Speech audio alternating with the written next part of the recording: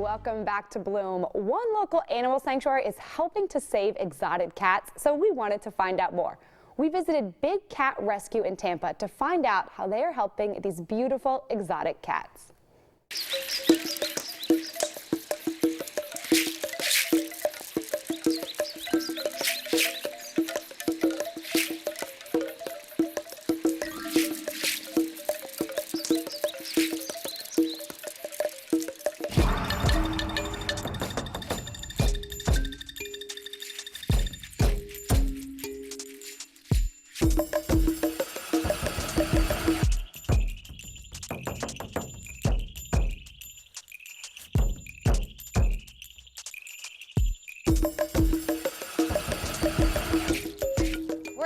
At the Big Cat Rescue, and I'm joined by Susan Bass, who is the Director of Public Relations. Thank you so much for having us. Oh, thank you guys for coming out here. We're also joined by somebody else a little bit behind us. Who's this? Yes, this is Duchess. She's one of our tigresses.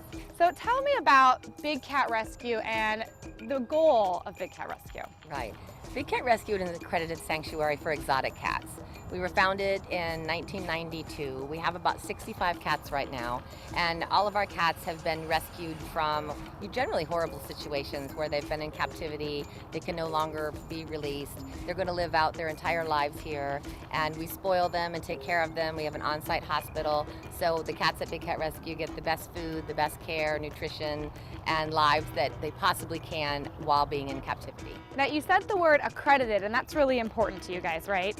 Yes, it is. We're accredited by the Global Federation of Animal Sanctuaries. But what that means is we don't buy cats, we don't sell cats, we don't breed cats for lifetimes in cages, and we never even touch our cats at all unless they're been sedated for a medical or dental procedure. So this is not a petting zoo. We're not going to come here and touch the cats, but we're going to be able to learn about them and how we can help prevent some of these situations, right? Exactly. We give guided tours. You don't walk around by yourself at Big Cat Rescue. You have an experienced guide who takes small groups around, shows them the cats, explains the issues that are facing captive cats and also cats in the wild. For example, tigers are right now endangered in the wild, and kind of, what you can do to help conserve cats and take care of them. We've been around, we've seen the cats. They're absolutely majestic and breathtaking. Who are some of the most popular cats that you have here?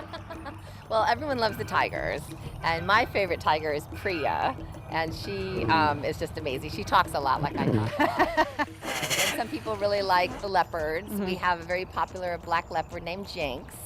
And just a lot of the different cats have different keepers that they like, and then everyone falls in love with a different cat when they come here. So where do these cats come from? You said a lot of different situations. Some of your newest tigers just came in. Where were they from? Right, we've just rescued 3 tigers who were former circus cats in Guatemala. International rescues take a very long time. It took us a year and a half to get all the paperwork completed and the import permits to get them brought into the United States. She knows she's on camera back here. That just is a ham. So she's like, don't talk about the boy tigers, talk about me. But so they took a long time to get the paperwork for the... Right. Yeah. They come to us from circuses. They come to us from private owners who finally realized that exotic cats do not make good pets. Some were saved from being fur coats. Others were seized by authorities, or they came from facilities that were closed down. Just a whole group of different reasons. And for people that are watching at home, we always do a pet health segment. They might have domestic cats or dogs. Are there things that we can learn from these big cats here that can help us take better care of our own animals? Well, we always say a cat is a cat is a cat. So a lot of the behaviors and the issues with the big cats are very similar to the little cats. People will come here and they'll see a cat rolling around on its back and like, oh, my cat. Yeah, with the belly out. I think we saw the links. Exactly. They like to be up high on platforms. Y'all saw Manny and a couple of our cougars way up high. They like to be able to see what's going on. They sleep about 18 to 20 hours a day. Ah, what a life. You can call them and they'll ignore you, just like a house cat. Yeah.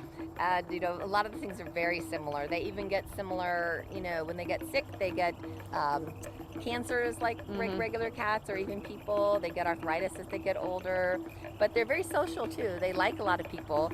They chuff, which is kind of hello in tiger, and very similar. Now, what about their diet? They're not getting fancy feast, if you will. What are they eating here? Right. They are all carnivores, so they eat a raw meat diet. That's it. they're lucky they never have to eat their vegetables.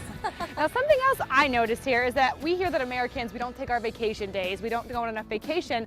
The cats here, some of the big cats, they get to go on vacation. Tell me about that. They all go on vacation, even the little cats. Okay, good. So yes, we have 2 vacation areas. We have a 2.5-acre enclosure called the vacation rotation, and just like it sounds, our tigers rotate in and out, 1 tiger at a time, once a month. So they get a month-long vacation. Nice. And like you said, Americans never take a month-long vacation. I would love a month-long vacation. Yes, Now, yes. before we wrap up, what is the one thing you wish people would do or know to help the big cats? Right.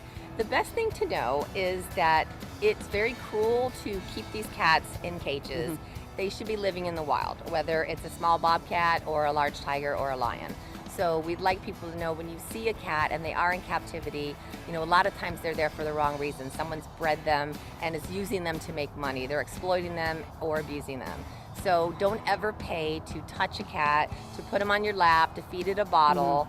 Just let them know that if you're going to visit a place, visit an accredited sanctuary. The Global Federation of Animal Sanctuaries has a website. You can go on there anywhere around the world and see if a place you're visiting that has wild cats or elephants or bears is doing the right things for the cats and not exploiting them. Come here, you can enjoy them and learn about them. And thank you so much to our real star back here, Duchess. Thank you so much, Susan. Thank you. It's been a pleasure.